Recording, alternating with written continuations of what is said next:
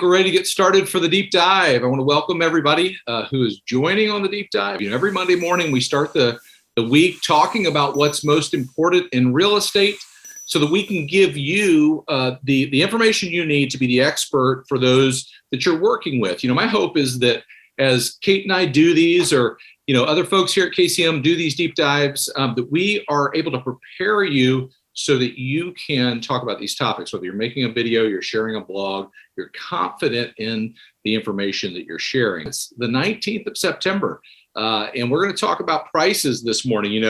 The deep dive last week, Kate did and talked about inventory. She kind of teased that we'll talk about prices next week, and so I'm going to talk about that for the next few minutes as we get started here. And I think this is one of the biggest topics that is in our business right now. There's a lot of chatter. There are a lot of articles. There are a lot of people talking about home prices right now. Here's my goal over the next few minutes: to sort of break this down in a way that you can explain to the clients you're working with exactly what's happening.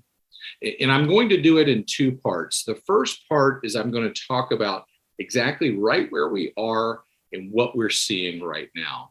And then I'm going to sort of shift and say, okay, what do experts see as we go forward? Okay. And that'll be my goal as we go throughout this. I'm going to use a couple of different graphics here as we get started.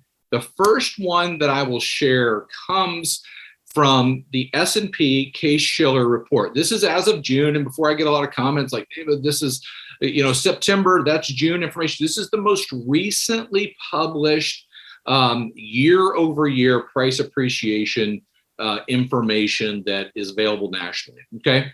And so this is what the consumer would hear. And I want to kind of give you the two ways that prices are broken down. First way is year over year pricing. And that is where are prices right now this month as compared to the same month last year. In most markets across the country, we're still seeing strong year over year double-digit appreciation. Okay, so that's my first point. Normally, that's how prices or price appreciation is measured in this country. What's the second way that it is? We don't oftentimes talk about this, except in maybe a scenario like we find ourselves now, is month-over-month pricing. So this starts to look a little bit different in month-over-month pricing. You see some red start to show up, but you see, the majority of markets still positive, not near as positive as what we saw year over year, but some West Coast markets, Portland, San Diego, San Francisco, you can see all down the way, of slight month over month depreciation. Now you can look at year over year prices and month over month prices probably out of your MLS and say, okay, this is what's happening. Typically, when you talk about price appreciation, you talk about how much money or how much value did your home gain over the last year? You don't say over the last month, but certainly people are looking at that right now. That is going to be something key. Our research team is keeping a close eye on this, watching this, but starting to see slight month over month depreciation in predominantly West Coast cities, and we'll continue to watch that. Why is this so important? Well, I want to go back to what Kate talked about last week. She talked about inventory. Price is always, we'll use a Dave Ramsey quote here, the root issue of what drives house prices is almost always supply and demand. Okay, so that's in any market, in anything you're selling, what will drive price is supply and demand. And here's the probably the most important thing that I would be sharing with people right now about the topic of price. And it's this graphic that Kate sort of teased out last week. Supply and demand have changed very, very quickly. The market of the last couple of years saw demand, kind of go through the roof. That was, everything happening during COVID, low interest rates driving that, people saying we need something different in our home. And oh, by the way, we can buy a home at 2.75% 30-year fixed, we're going to do it. So drove a tremendous amount of demand.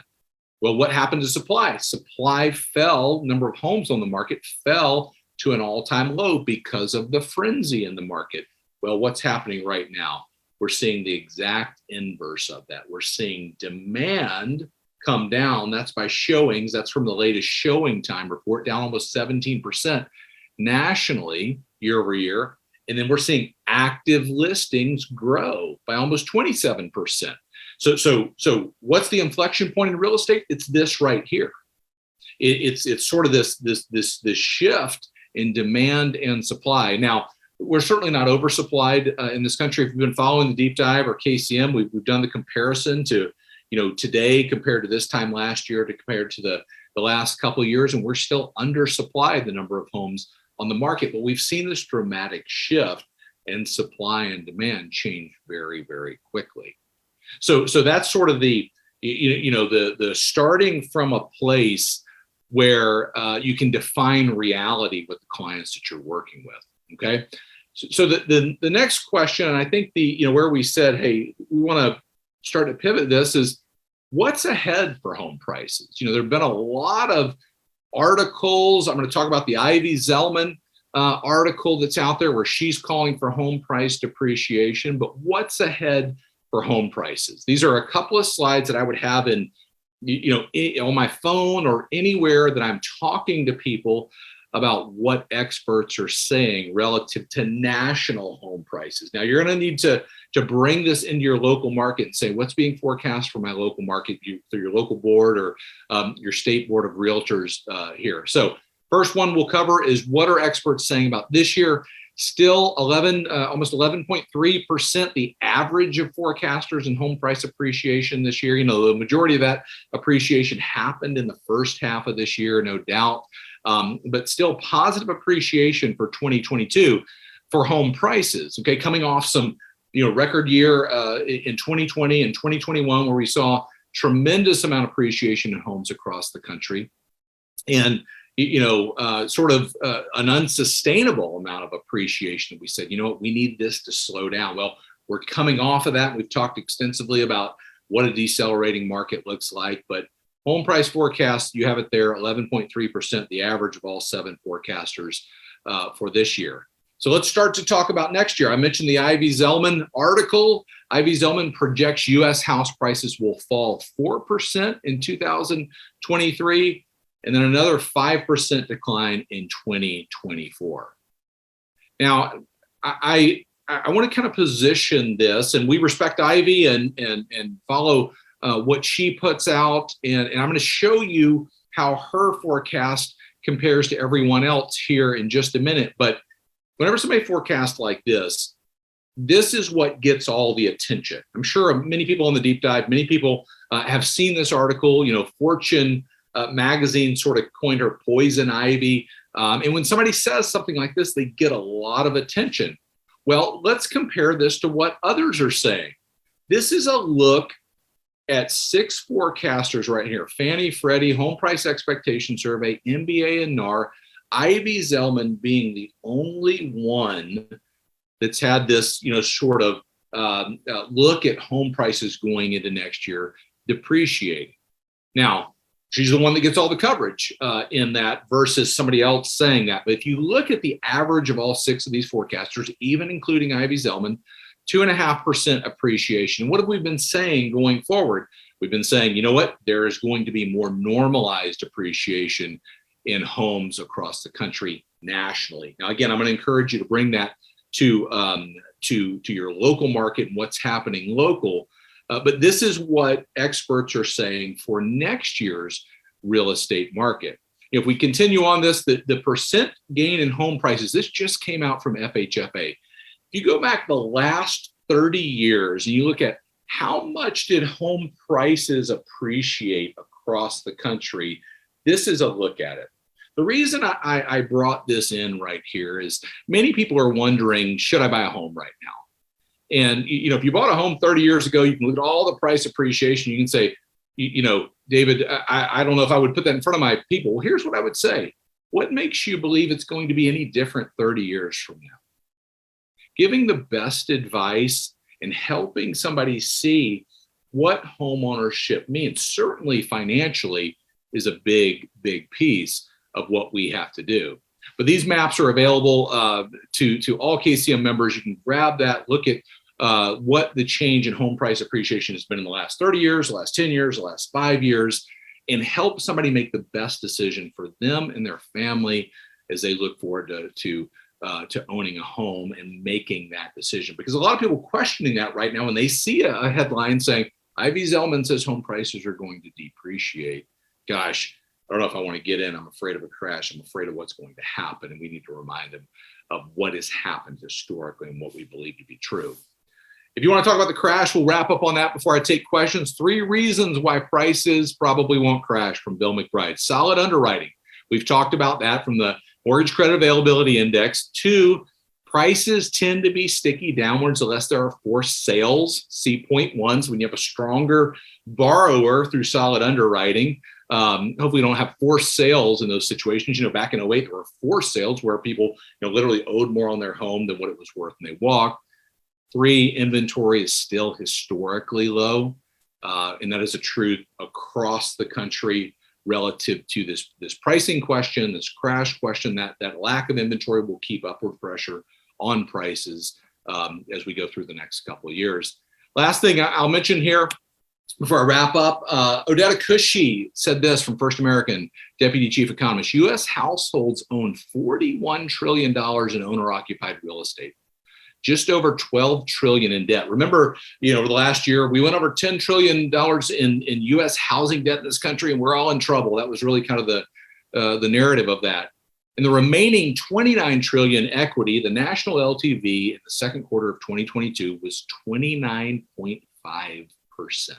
LTV, loan to value, how much you owe in your home compared to what it's worth, the lowest since 1983.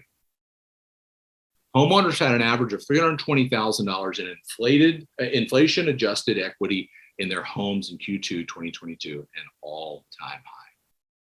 So as you look at prices, you look at this question of, is the market going to crash? There are some solid things out there that we need to be the champion for, because if not, those that are calling for the doom and the gloom in the market will be out there ahead of us. So get that message out there. Use all of this information. Go back and watch the deep dive. Go back and watch Kate's deep dive on inventory so that you have the facts. You can bring your local market expertise.